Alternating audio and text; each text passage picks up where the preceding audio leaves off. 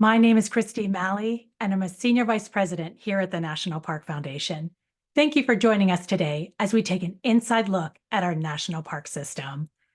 While we wait for folks to join, let's start with a bit of park trivia. Please use the poll feature on Zoom to answer this question. What year did the Selma to Montgomery National Historic Trail become part of the National Trail System in the National Park Service? Was it 1965, 1985, 1996, or 2001? Please take a moment to record your answer now. I see more folks are joining. Welcome. Settle in and take a moment to answer today's poll question. What year did the Selma to Montgomery National Historic Trail become part of the National Trail System in the National Park Service? Was it 1965, 1985, 1996, or 2001? Record your answer now. I see more folks are joining us. Welcome. We're so glad you're here for today's Inside the Parks. Take a moment to answer today's poll question. What year did the Selma to Montgomery National Historic Trail become part of the National Trail System in the National Park Service? 1965, 1985, 1996, or 2001? Take a moment to record your answer now. Get started with a little bit of trivia. For those of you who are just joining, welcome, settle in, take a look at the poll question and answer that using the Zoom feature. What year did the Selma to Montgomery National Historic Trail become part of the National Trail System in the National Park Service? 1965, 1985, 1996, or 2001? We're so glad that you're joining us today as we take a look inside our national park system. Welcome.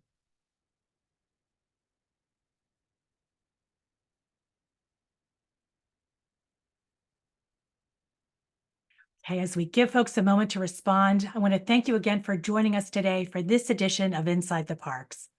The National Park Foundation is excited to bring you this series. It allows us to provide a closer look into the work supported by donors like you, and to share firsthand updates from both the National Park Foundation and the National Park Service. Local experts and volunteers couldn't do their work without you. It's your generosity that helps make it possible. Thank you. We'll reserve the last 15-ish minutes of today's call for Q&A. If you'd like to ask a question, please submit it at any time using the Q&A feature at the bottom of your Zoom screen. We want to hear from you. And now I have the results of the poll question. Oh, I think we're learning something here today, which is exciting. We have about 24% of folks on the call know that the Selma to Montgomery National Historic Trail became part of the National Trail System in the National Park Service in 1996. The answer is 1996. Our most popular was actually 2001. So this is really exciting that we get to learn together. The United States Congress voted to add the trail to commemorate the people, events, and route of the 1965 Voting Rights March in Alabama. With that, let's move to our program. Once again, my name is Kirstie, and I'm delighted to be joined today by the Chief of Staff of the National Park Foundation, Ruth Prescott. Welcome, Ruth.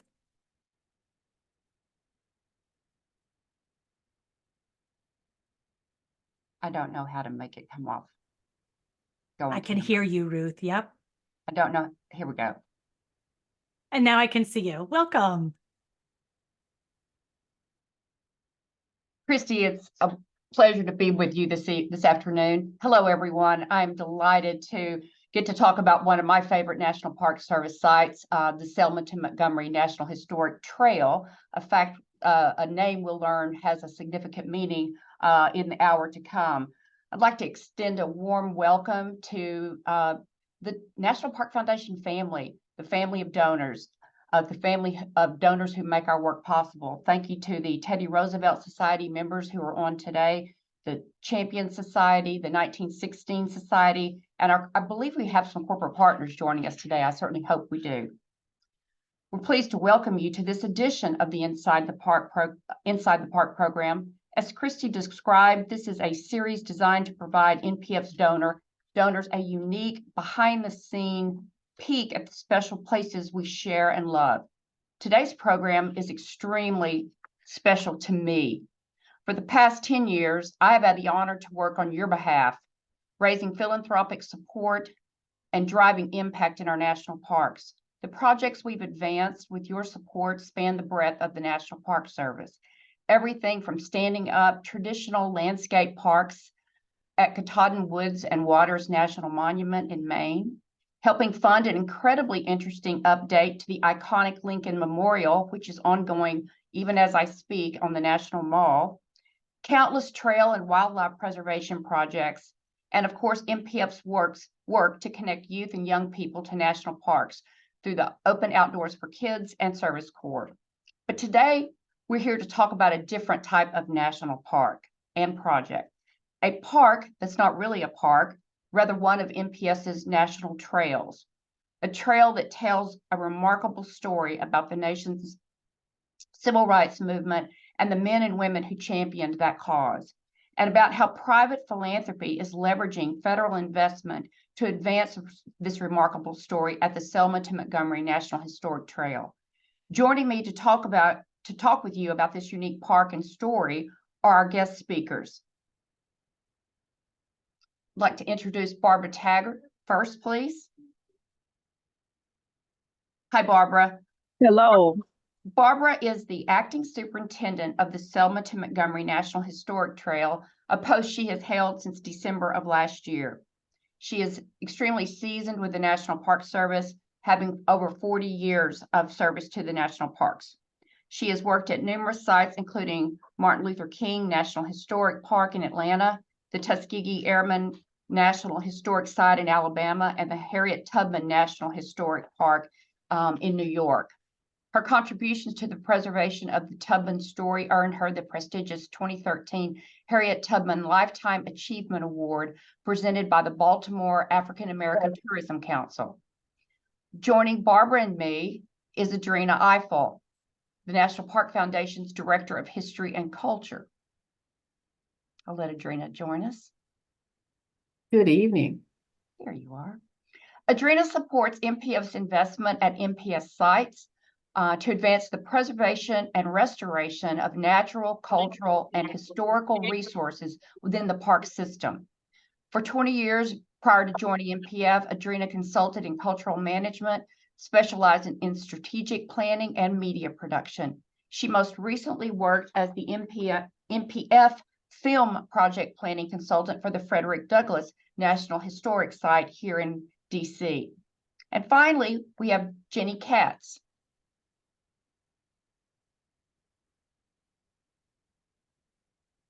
Hi. There you are. Jenny is MPF's senior manager of our lands program. Jenny has a master's degree from the Yale School of Forestry and a background working with the National Park Service. She began her path at MPF as the inaugural Traubert's Land Fellow in 2020 before taking on management of the lands program in 2021. I have had the opportunity and the privilege to work with each of these individuals on this particular project and can tell you they are pros and utterly committed to the project and the site. The partnership of the MPF and MPS teams have enjoyed in Selma is an example of how the foundation can accelerate the work to protect these invaluable resources, and we look forward to sharing this unique insight and perspective about this park and the amazing work underway there. Barbara, Adrena, and Jenny, would you say a quick hello, please? Barbara, we'll start with you. Yes, good afternoon, everyone. Thank you for having me to join you for this meeting, and I look forward to working with all of you all in the very near future. Thank you, Barbara. Adrena? Yes, hello, everybody. It's great to be here, and I'm delighted to spend this time to talk about one of our incredibly historic, important parks. And Jenny? Thank you, Ruth. Happy to be here with you all tonight to talk about one of my favorite projects that I've worked on and a really important site for our nation. All right, how about we dig in here? Barbara, we'll start with you with question number 1. As superintendent of the Selma to Montgomery National Historic Trail, you lead the management of a 54-mile trail with 3 visitor centers and much in between on the route where the 1965 Voting Rights March took place, led by late Congressman John Lewis alongside many local foot soldiers working to advance the voting rights movement. I'm guessing everyone is familiar with the underlying facts of Selma, but wondered if you could provide a brief background and some insight into the significance of what took place in Selma and along the route to Montgomery, and why it's so important to recognize it as a trail. Barbara? Yes, well, I can start by talking about, again, my role on helping getting the trail created back in 1991 when I was selected to be on the planning team for the Selma to Montgomery trail feasibility study. The trail feasibility studies are slightly different from what we do special resource studies for creating national parks. National historic trails usually fall under the National Trail System, and which is separate, like a umbrella type of organization as part of the National Park Service. So it has its own separate type of criteria. It also has its own type of way of operating and so forth. So under the trail system, you may have a vast collection of different types of trails, but National Historic Trails do require a congressional authorized designation. So that is the reason why feasibility suitability study must be conducted. As I said, I was part of that team in 1991, had the privilege of working very closely with Congressman Lewis, because he was one of the people who actually introduced the legislation to have the National Park Service look into and examine reasons and give recognition to the Voting Rights March of 1965. Congressman Lewis kind of spearheaded this effort mainly because of the fact that he wanted to give national recognition to the struggle of voting rights. And also for those who had participated in this effort, usually people who had become of prominence, most people, of course, recognize Dr. Martin Luther King Jr.'s name, but there were other local activists that were part of this whole effort long before the national civil rights activists became a participant. So because of that, he wanted to make sure that everyone recognized their work, but also the importance of voting rights and why these people dedicated their lives, their livelihoods. Many of them were beaten and died. He was among those who were beaten as well. And also, they did all this for the sake of participating in the electoral process. So more importantly, the recognition is given to who we now call the foot soldiers of the movement. And there were the organizers and the activists, and also they were elevated as the champions of American democracy. As part of that study, we looked at, there are several factors, I should say, that we had to meet to ensure that it met the qualifications for designation as a National Historic Trail. For one, it must have a distinct ending and beginning. So it had to start in one place and has to end one place. The other one is that it had to be well documented.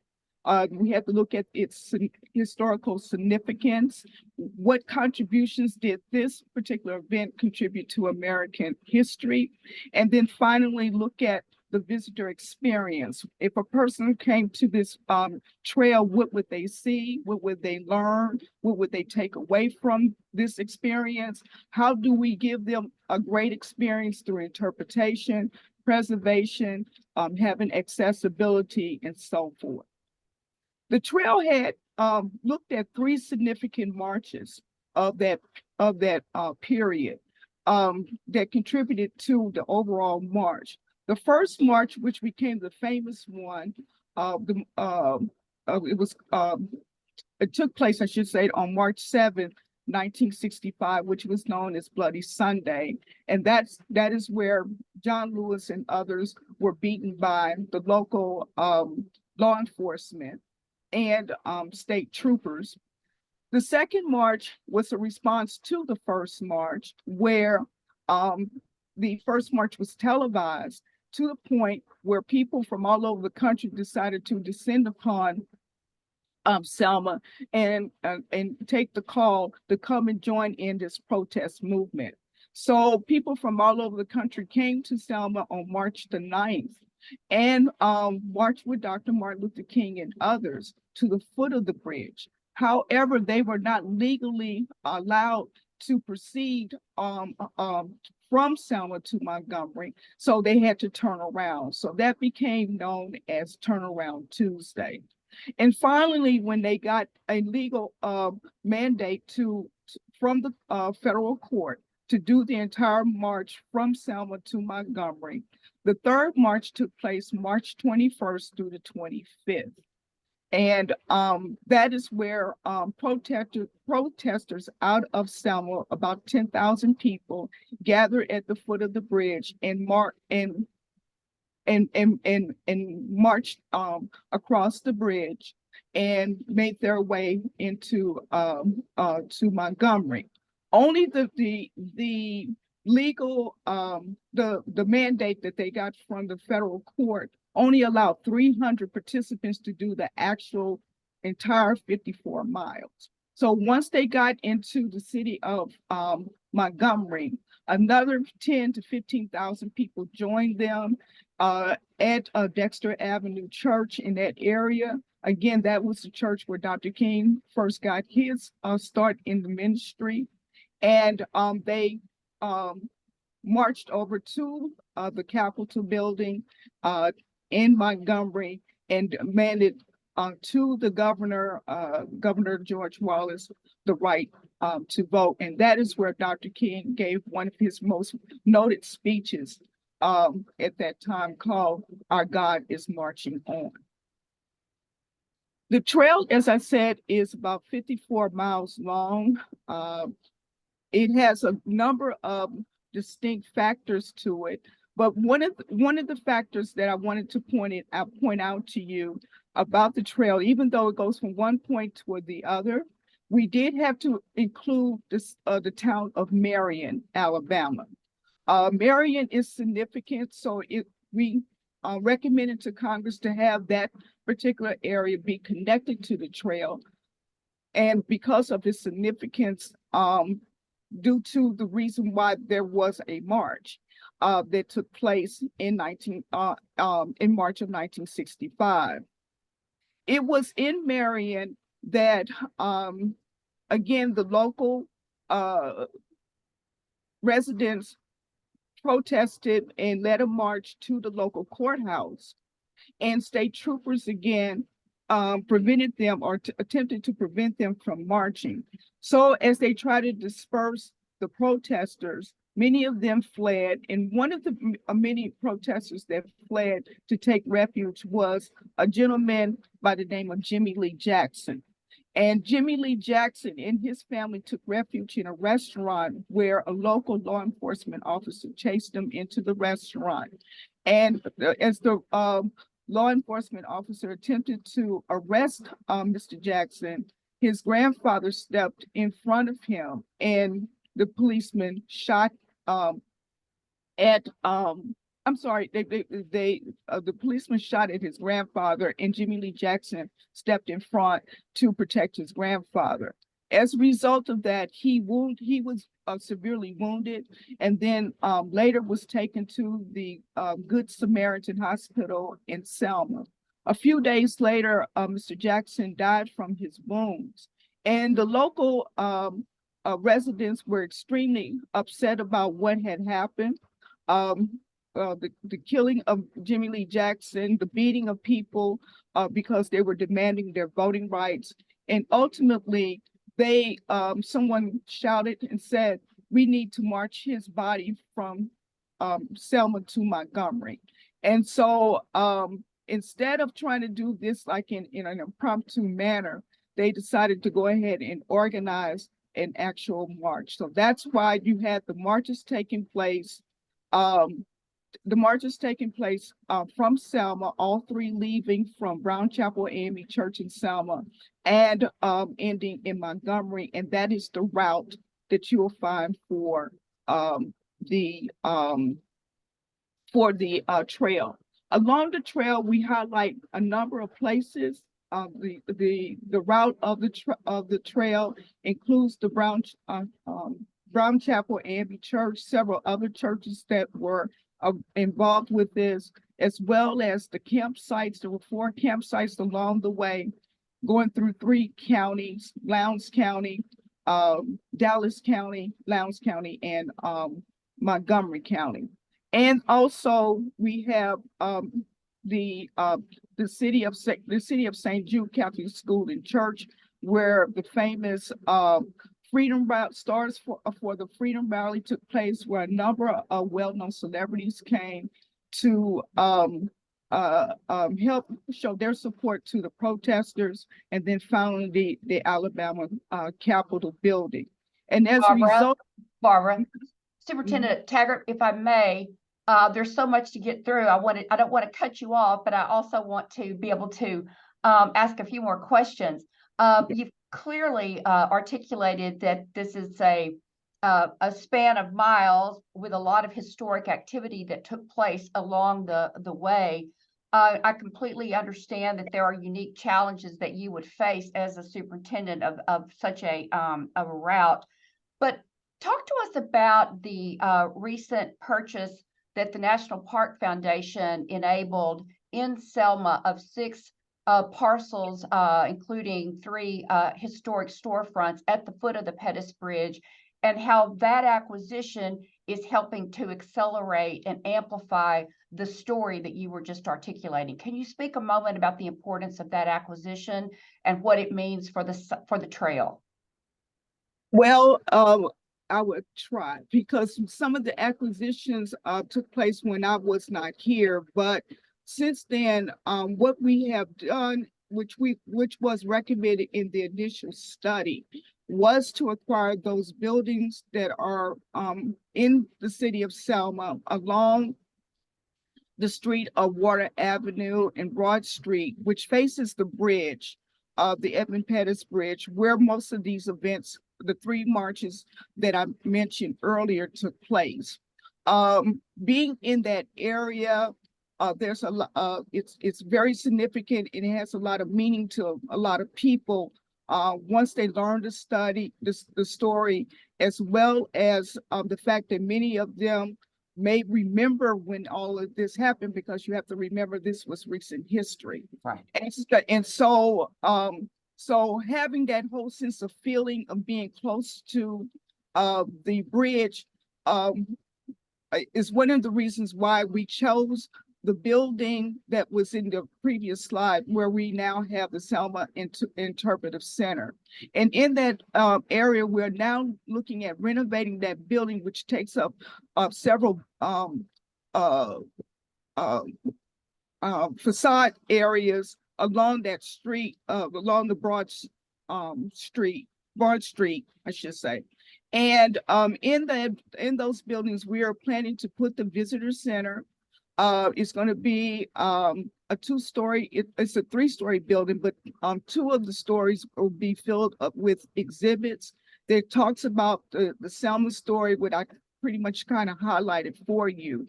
Also, we are going to be we're going to feature a theater in that building, as well as a place where we can hold public events, public meetings, as well as have educational programming. And then finally, we're going to have a center inside, which we're going to name in the memory of John Lewis, as a reflecting area and a research area for those who want to come and learn more and research the history of the voting rights movement. Thank you, Barbara. That's exactly what I was hoping that you could share. I'm sure many of you may be thinking, well, the National Park Foundation bought those buildings, and how did that process happen? I thought you might find it interesting. We thought you would find it interesting to hear really how that how that acquisition came to be, the incredible hurdles that were overcome, and how we used our private philanthropy, your support, to purchase these historic buildings to accomplish what the superintendent just laid out. Jenny, could I ask you to walk the audience through those incredible months and how we got to where we are today, please? Yeah, I'd be happy to, Ruth. And maybe we could go back to the slide with the blue square around the land parcels. Just to give a little bit of background, National Park Foundation, our land conservation program works all across the country to support, sorry, there's a little bit of an echo, to support the National Park Service at sites like Selma to Montgomery. And in the last decade alone, we've helped the Park Service to acquire over 30,000 acres within national parks to conserve privately owned land and protect it forever as national parks. So in Selma, with this property, it actually didn't start out as a land acquisition project, and it definitely wasn't straightforward.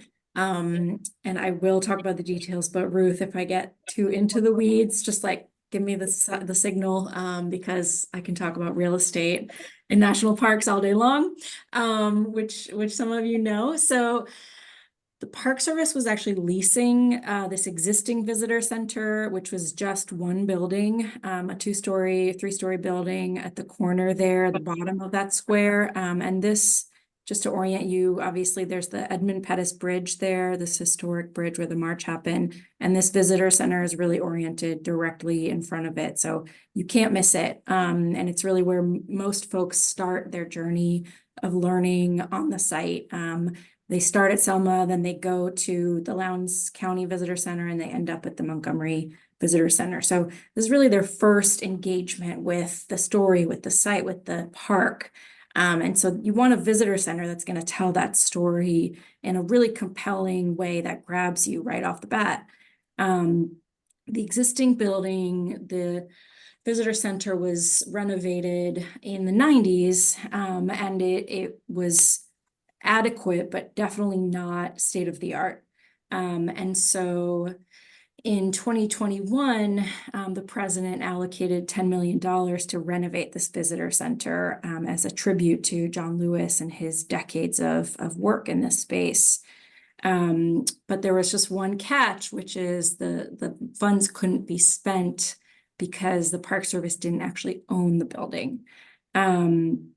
So that's when the Park Service came to us as their trusted partner and said, can you help us acquire this building? It's owned by the city of Selma. The Park Service leases it. And while we're at it, we actually want to acquire the 6 adjoining vacant properties, which make up this blue square that you're seeing on your screen. So we said, yeah, we'd love to help. This is obviously a really important priority for the Park Service, for Selma, and for the nation.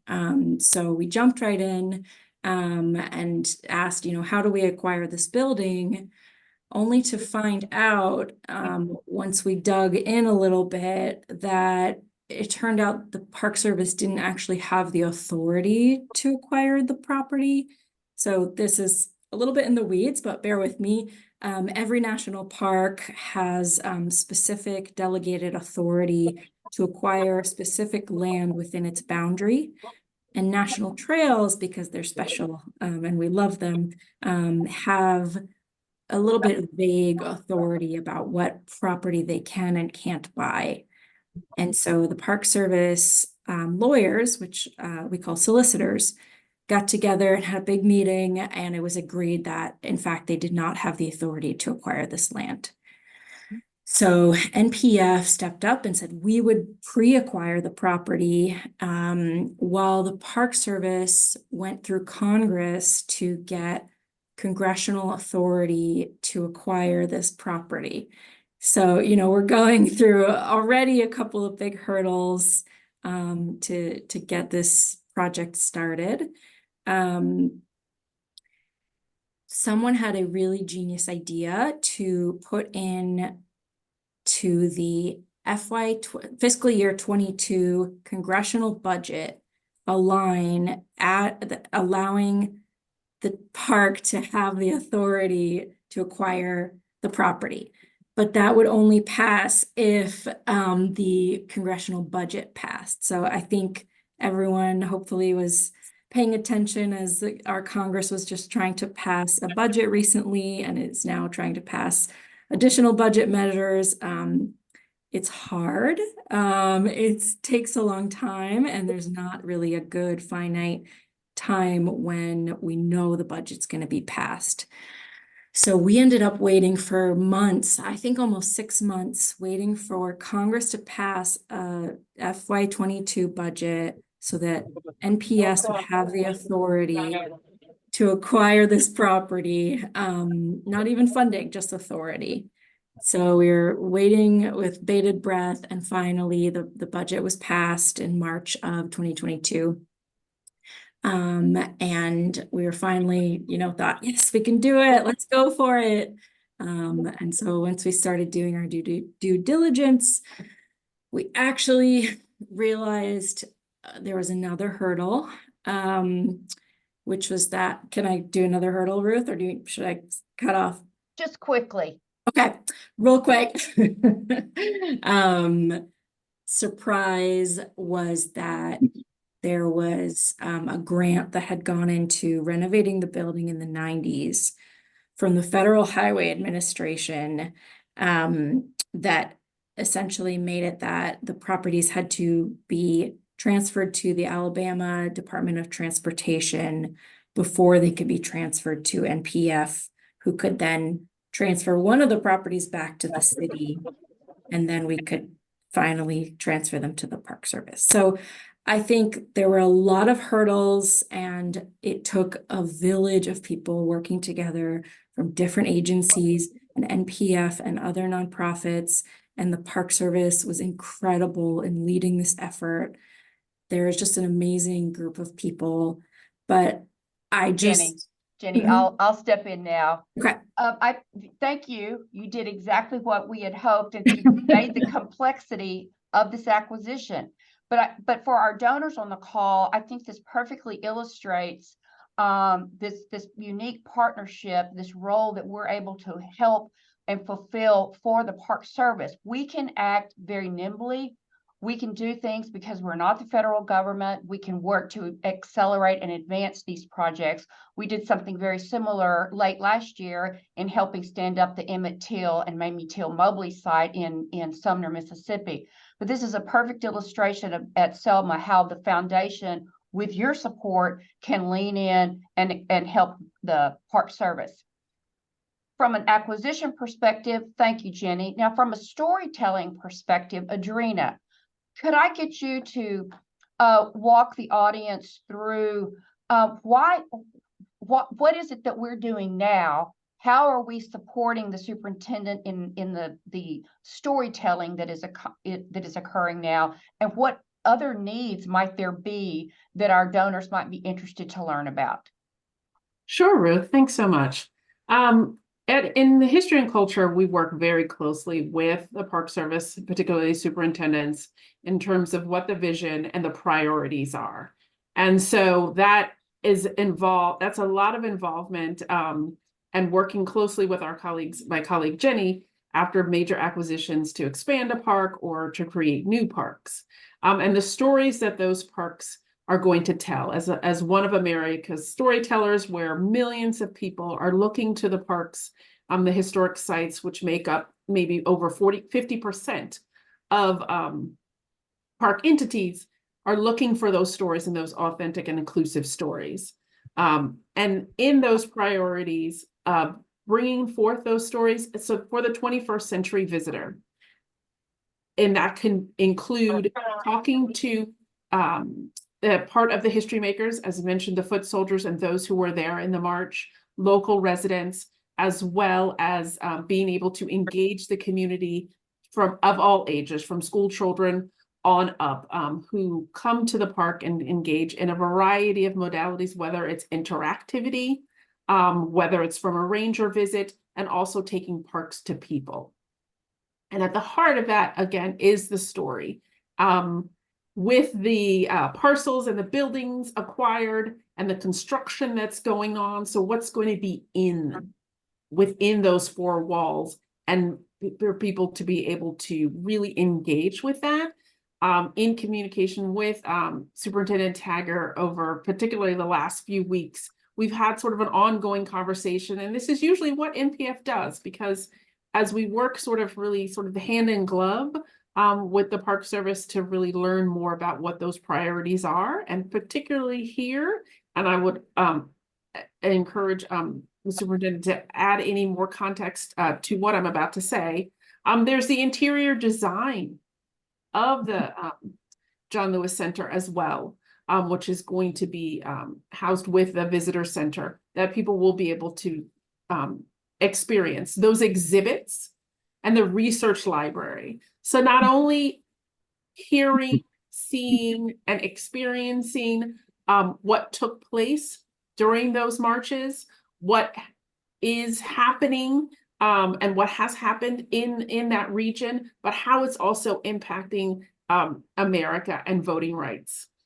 So as you can see in the PowerPoint now, these are some renderings and some design concepts the park is going through with community involvement. So really talking to local residents, local stakeholders about what's going to work best. How is the story going to be represented as they see themselves, their family members, and others that they know, past and present, and really being able to engage everybody and all abilities to be able to really experience the stories that are going to be shared there. That includes equipment. There's going to be a recording studio and booth to capture those who may not, who might have been there or have some stories that maybe have never been recorded, right? So how exciting that's going to be able to capture that first person history right there, as perhaps it's a memory that someone has carried and never shared before. And you'll see here some of the examples of the key historic objects. Those objects that some of them may have not been shown for decades because there was not the capacity and the space to show them, but now can come out, be shown in the exhibit in actual form or an interactive way to be able to show that. And imagine those rotating displays that people can engage as they come. Those of you who haven't been to the Jubilee and the Bloody Sunday commemorations each year, I would dare say, tens of thousands, hundreds of thousands of millions of people visit. And so, if you visit often, you're not going to see the same thing twice, I'm assuming. Also, there, as Jenny was explaining, there's going to be a patio and courtyard for contemplative space. So this is also something that we're working really towards for resources to support as well.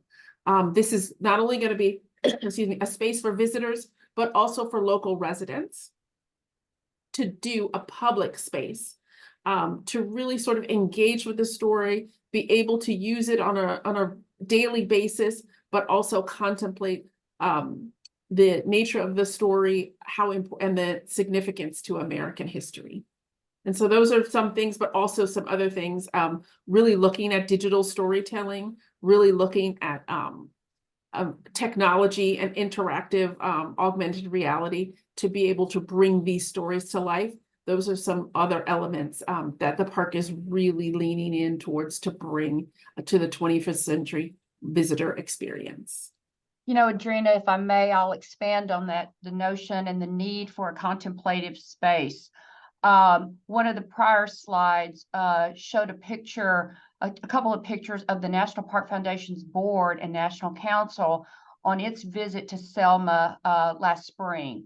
The board felt it was important that the work we were doing to advance this project, that it would be appropriate to visit this site. And as a body, we walked the bridge together.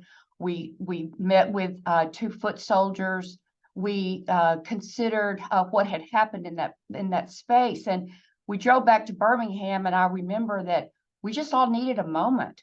there were other things that we were to do, but the experience was so moving and took so much to take in. We needed that space to breathe and reflect on what we had seen. And so that's what we hope to achieve with that space that the superintendent and her predecessors have designed, that contemplative garden where visitors can do it in the moment as they're experiencing this incredible resource. I did want to mention one thing about the project itself. Jenny mentioned an appropriations. I wanted to share the unique funding of this $21 million construction project that's underway in Selma right now. Because if you go to Selma, the Visitor Center is closed. There is a construction fence up. The funding sources are this: $10 million appropriated from Congress, $11 million from the National Park Service, and several $million of private dollars funded by National Park Foundation donors. So this again is an illustration of how the partnership works to the benefit of these precious sites.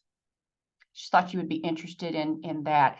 And as I mentioned earlier, working with the superintendent, there are additional needs that if any of you are interested in learning more about, we're happy to sit down with you and provide that level of detail.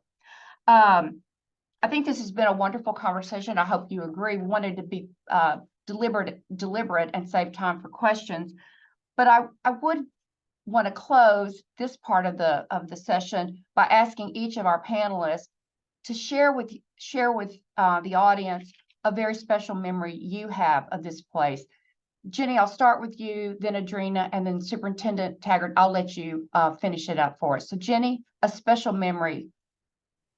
I think when we went on a very early site visit, you and I, Ruth, and met some of the park staff at Selma, and we crossed the bridge together. It was just really moving to kind of walk where heroes walked. And then after that, we got to look through the vacant buildings and kind of think through what the future might look like and how NPF could help. It was really an honor to be a part of that. Adrena? And this totally wasn't planned, but I was going to say park staff as well. Visiting, I think I visited last year this time, and just talking with park staff who are local and just their personal experiences as local residents, but then also what it means to work at NPS and be one of the stewards of the site that involves their own personal story, I think was remarkable for me and will stay with me for a long time. Yes. Superintendent Taggart. Yes. Overall, I would have to say when most people ask me about what is the most moving thing that that affects me, especially with the work that I've done with the National Park Service, I always say I've been privileged and to have got to know the people who made the history. And every project that I've worked on that you named earlier that I was involved with, I had that privilege of knowing them and learning from them as well as their descendants. And in this case with Selma, some of these folks who were part of the original foot soldiers became friends of mine. They're now gone, but I wish they were still around to see what we're doing now to preserve their legacy and to make sure that it's being done for not only for present generations, but for future generations. And that just showed them that they will never be forgotten for what they did. Right. We are in the forever business. Yes. For me, my special memory is a sobering one. And that was when I picked up the 1965 Alabama literacy test and thought about the hurdles that one had to go to secure the vote. And so I think it underscores the importance of the National Park Service commitment to this space, to honor the champions that helped stand up this amazing story. And so that was my takeaway, that, how far we've come, but how important it is that we not forget what it took to achieve voting rights. Kirstie, with that, I'll turn it back to you. Wonderful. And thank you all so much for this engaging conversation thus far. We've gotten some wonderful questions. And Acting Superintendent Taggart, the first one is for you. We have a lot of interest to know what are some of the questions you received the most on the ground, and wondering if you can share maybe 2 of those and how you would answer those so we can all benefit from that. Wow, okay. That's That one might be a toughie. Yeah, that is a tough, because I get all kinds of questions from folks. One is I guess off the top of my head, mainly of how we're going to be telling the story and in what fashion. Over the years, it's hard to believe it's been more than 30 years or better since we did the designation of this trail, and it was less than 50 years old when I first worked on this project. And now to see it evolve to what our vision was and what we had and what people had envisioned at that time to come to fruition, it's mind-blowing in many ways. And like I said earlier, I wish many of them were still around to see what we have accomplished so far. The other I think difficult question that I have is how we're telling a story along a trail as opposed to being in one compact type of area of a park.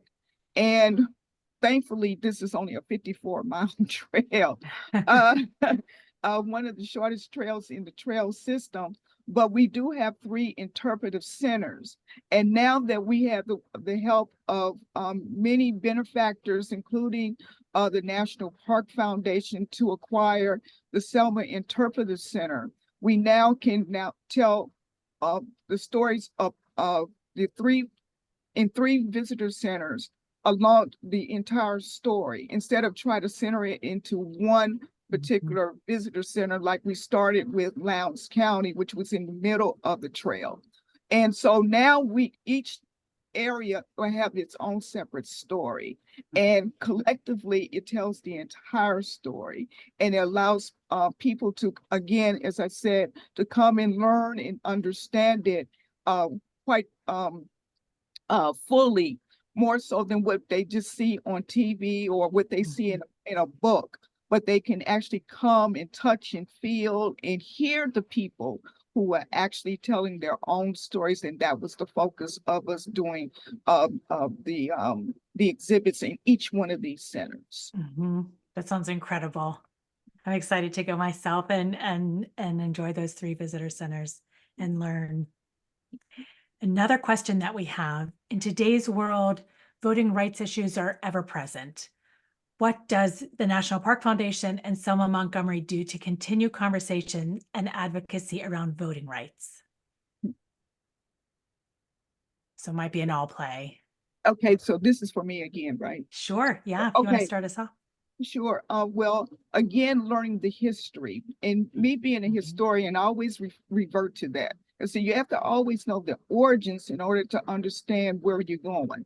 And so having this site, which is the only type of site that we have in the National Park Service system that addresses the whole idea of voting rights and the importance of the principle of democracy, is built around voting rights. So our charge, it being the National Park Service, is to educate people about it, the importance of voting, and not to take it for granted, to be honest with you.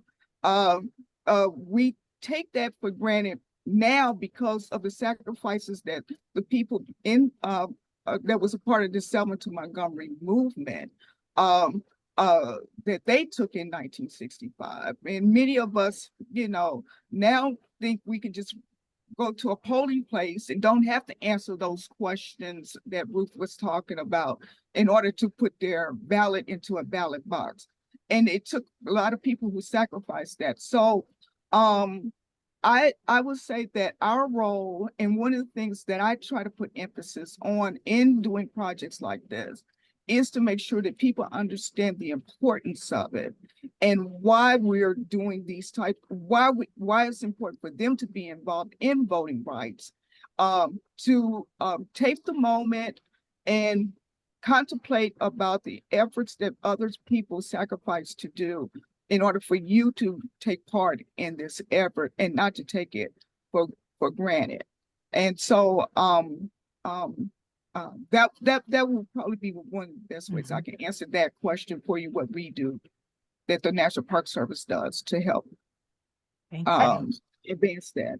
At the National Park Foundation, I think what we can do to amplify the story and the education that the superintendent referenced there is through what Adrena mentioned earlier, this notion of digital storytelling, of finding ways to use technology to share the story more broadly, to share the story of all it took to secure voting rights. Back to the question, there are many millions of our citizens will never have the opportunity to travel to Selma, Alabama or Montgomery, Alabama, but they can visit a website, or they can learn about the story through deliberate storytelling designed specifically for digital purposes. We have donors who are interested in funding this work. So that is what the Park Foundation can do to augment the traditional education that would occur at a single site. We can help amplify it many times over. Kirstie?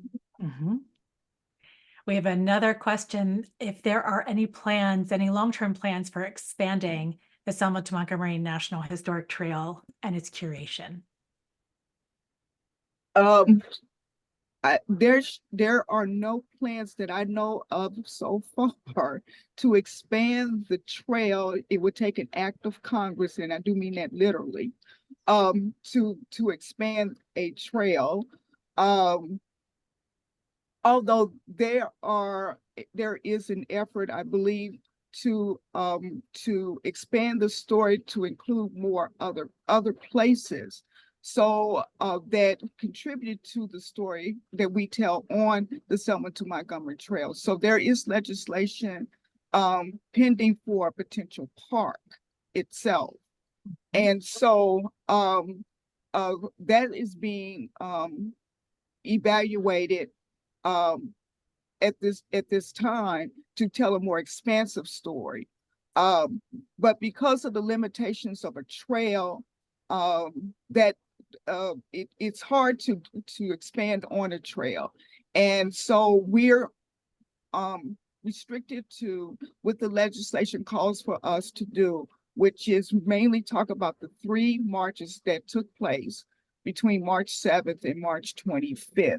And then, of course, through interpretation, we can expand the story in various ways, going back to what Ruth and Adrena was talking about, through our educational programs and developing digital type of educational programs. But also, as I was explaining to one of my staff members the other day, we can look at doing traveling exhibits where we can have exhibits going to the schools. And that's one of the things I always push for, that we have it available in schools and libraries and all kinds of educational institutions and organizations around the country, where we can donate or we can do a long-time lending type of way. So we bring Selma to them if they can't come to Selma.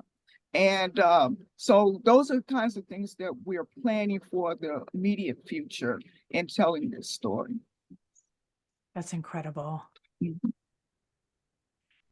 have a question about accessing the trail, and if there are other ways that you could talk to us about it.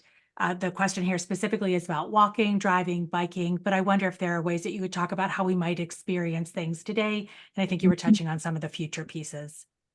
Yes, for right now, the best way to experience the trail is driving on the trail for the 54 miles. We do have route signs along the way that identifies the trail itself, so you'll know you're on the trail. We also had, I believe you still do that. We had a program where you can use your phone and dial into a number and you can hear the history of the trail as you're driving along the trail route. Also, we are working on upgrading our wayside exhibits along the trail. Clearly trying to identify those places where the protesters, when they did the entire 54-mile walk, hitting those areas as the campsites. There were 4 campsites along the way, and making sure that they can have access to those campsites, but knowing that they are privately owned too. So we have to look at that type of situation, but working with the private landowners where we can install wayside exhibits, have a way that people can turn off the trail, off the highway 80, and they can stop and reflect, read about what happened in this section along the trail. So we are working on that. We do have some recreational during our events, major events, like when we had the 50th anniversary, and of course next year would be the 60th anniversary of the Voting Rights Act, the passage of the Voting Rights Act, and have already started planning some of our activities for next year. We're bringing back some of the popular type of activities like our walking classroom. Also, we had bikers from all over the country who biked the trail, who came here and biked the entire trail.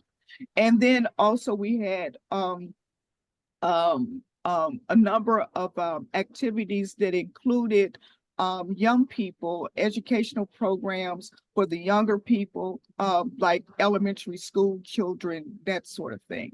So we're trying to tie in recreational type of activities along with educational activities along the trail. But again, we're still working with the county, with the counties, with the state, even with federal highways, how we can make this accessible in a safe manner for people to come and enjoy the trail.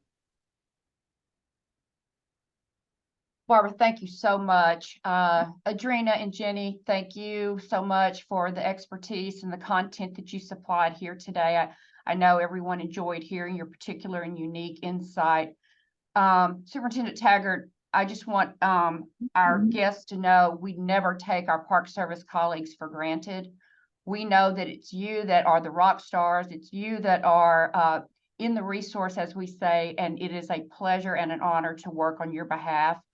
This just happens to be a particular honor for the 3 of us. So thank you for allowing us to be a part of bringing this new project to life.